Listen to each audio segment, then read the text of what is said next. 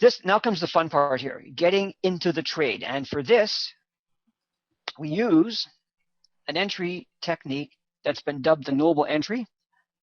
I wasn't the one to put my name on it. Somebody else did, who I think is, I guess her name is Shirley.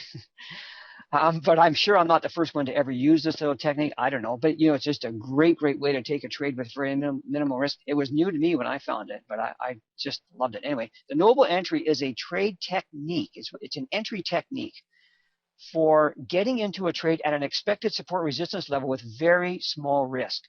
So, for example, in the case of price hitting support on a higher time frame, as in the example we just showed here a bit ago, what we do is once price hits that level, we go to a smaller time frame, in our case 5 or 15 minute chart, and we want to see price prove to us. This is a real important thing to understand. We want price to prove to us that it really is going to stop going down by rallying up.